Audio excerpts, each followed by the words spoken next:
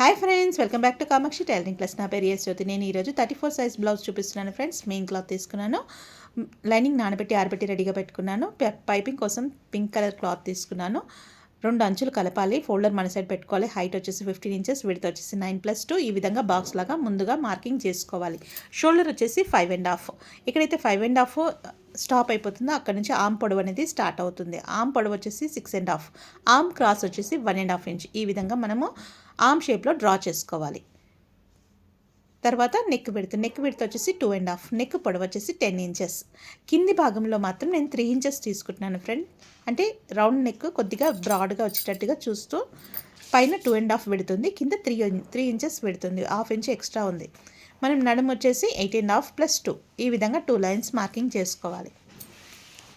ఇప్పుడు మనం అవుట్లైన్ మాత్రమే కట్ చేసుకోవాలి. నెక్ సైడ్ ఒక 1/4 ఇంచ్ డౌన్ తీసుకోవాలి. కింది భాగము ఎక్స్ట్రా కట్ చేసి ఈ విధంగా కట్ చేసి రెడీగా పెట్టుకోవాలి. ఫ్రెండ్స్, నేను లైనింగ్ అనేది 80 సెంటీమీటర్స్ తీసుకున్నాను కాబట్టి నాకు సరిపోతలేదు. ఎప్పుడైనా క్లాత్ అనేది సరిపోకపోతే ముందుగా మనము పేపర్ పైన డ్రా చేసి పేపర్ని కట్ చేసుకున్న తర్వాత మనం క్లాత్లో సెట్ చేసుకోవచ్చు. ఈ విధంగా ఫస్ట్ బ్యాక్ ఏ విధంగా ఉందో అదే విధంగా ఫస్ట్ డ్రా చేసుకోవాలి. కింది భాగంలో ఒక 1 ఇంచ్ యాడ్ చేస్తూ కింది భాగంలో కూడా డ్రా చేయాలి. డ్రా చేసిన తర్వాత మనం డ్రా చేసింది తీసేసి నెక్ విడ్త్ 2.5 చూసుకొని ఫ్రంట్ నెక్ పొడవు వచ్చేసి 6.5. ఈ విధంగా మార్కింగ్ చేసుకోవాలి. ఆర్మ్ అనేది ఫ్రంట్ భాగాన 1/2 ఇంచ్ లోతు ఉంటుంది. తర్వాత షేప్ పట్టీలు 3.5, 2.5 ఈ విధంగా మార్కింగ్ చేసుకొని ఆర్మ్ షేప్లో డ్రా చేసుకోవాలి. ఈ విధంగా మనం మార్కింగ్ చేసామో అదేవిధంగా కట్ చేస్తూ రావాలి. ఫ్రెండ్స్, ఈ వీడియో నచ్చినట్టయితే తప్పకుండా లైక్ చేయండి, షేర్ చేయండి. ఇంకొన్ని ఇంట్రెస్టింగ్ వీడియోల కోసం తప్పకుండా సబ్స్క్రైబ్ చేయండి. ఫ్రెండ్స్, ఇప్పటి వరకు సబ్స్క్రైబ్ చేయని వాళ్ళు తప్పకుండా సబ్స్క్రైబ్ చేయండి. నేను పంపించిన ప్రతి వీడియో మీకు నోటిఫికేషన్ రూపంలో వస్తుంది. ఇప్పుడు మనం కట్ చేసిన పేపర్ని క్లాత్ పైన ఈ విధంగా సెట్ చేసుకోవాలి. మనకి క్లాత్ సైడ్లో తక్కువ పడుతుంది ఫ్రెండ్స్. అది మనం మార్కింగ్ చేసి కట్ చేసిన తర్వాత సైడ్లో ప్యాచ్ అనేది వేయాలి. మనకి పేపర్ ఏ విధంగా ఉందో అదే విధంగా సెట్ చేసుకోవాలి. సెట్ చేసుకొని మార్కింగ్ చేసి కట్ చేసుకోవాలి. ఈ విధంగా కట్ చేసుకోవాలి.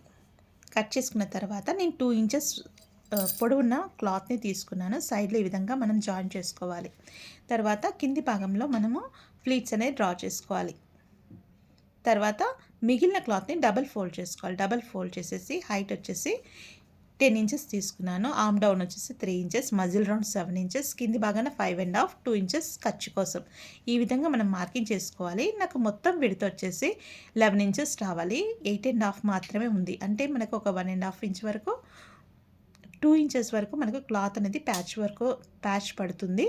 ఈ విధంగా ఆర్మ్ షేప్లో డ్రా చేసుకొని మధ్యలో ఒక టక్ ఇచ్చేసి సైడ్లో ఒక జాయింట్ ఉంటుంది ఫ్రెండ్స్. ఆ జాయింట్ని ఓపెన్ చేసుకోవాలి. ఓపెన్ చేసుకున్న తర్వాత 2 పొరలు మాత్రమే ఓపెన్ చేసి మధ్యలో టక్ ఇచ్చాం కదా, ఆ టక్ నుంచి ఆర్మ్ లోత్ అనేది తీసుకోవాలి. ఎక్కడైతే లోత్ తీసామో అది ఫ్రంట్ పార్ట్ అని రాసుకోవాలి. సైడ్లో మనకు మిగిలిన క్లాత్ని ఈ విధంగా ప్యాచ్ వర్క్ లాగా స్టిక్ చేసుకోవాలి. నేను షేప్ పట్టి కట్ చేసి రెడీగా పెట్టుకున్నాను ఫ్రెండ్స్. 3.5, 2.5, 2.5 ఈ విధంగా మెయిన్ క్లాత్ కూడా అన్నీ కట్ చేసి రెడీగా పెట్టుకున్నాను. ఈ విధంగా ఒకదాని తర్వాత ఒకటి అన్నీ కట్ చేసి రెడీగా పెట్టుకున్నాను. మనకు చేతిలో ప్యాచ్ అనేది వస్తుంది ఫ్రెండ్స్. ప్యాచ్ ఏ విధంగా వేయాలి చూపిస్తున్నాను. ఒక సైడ్ మనకి స్ట్రైట్గా ఉంటుంది, మరో ప్రక్కన మాత్రం క్రాస్గా ఉంటుంది. స్ట్రైట్ సైడ్ మాత్రమే జాయిన్ చేసుకోవాలి. జాయిన్ చేసిన తర్వాత పై భాగంలో కూడా స్టిచ్ వేయడం వలన జాయింట్ అనేది ఊడిపోకుండా ఉంటుంది. మరో హ్యాండ్ కూడా అదేవిధంగా స్టిచ్ అనేది వేయాలి. జాయింట్లు వేసిన తర్వాత పై భాగాన మళ్ళీ ఒక స్టిచ్ అనేది వేయాలి. ఈ విధంగా నీట్గా వేసుకోవాలి.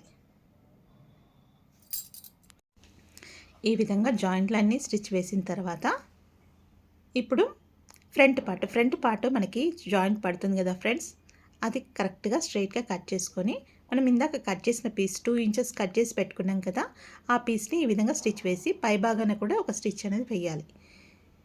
ఎక్స్ట్రా క్లాత్ని దగ్గరికి కట్ చేసుకోవాలి. మరో ప్రక్కన కూడా అదేవిధంగా స్టిచ్ వేసుకోవాలి. మొత్తం లైనింగ్ కుట్టేసి రెడీగా పెట్టుకోవాలి ఫ్రెండ్స్. నేను స్టిచ్చింగ్ ఏ విధంగా వేయాలో చూపించట్లేదు, కుట్టి రెడీగా పెట్టుకుంటున్నాను. తప్పకుండా ట్రై చేయండి ఫ్రెండ్స్. స్టిచ్చింగ్ అనేది మరొక వీడియోలో తప్పకుండా చూపిస్తున్నాను. దీని తర్వాత నెక్స్ట్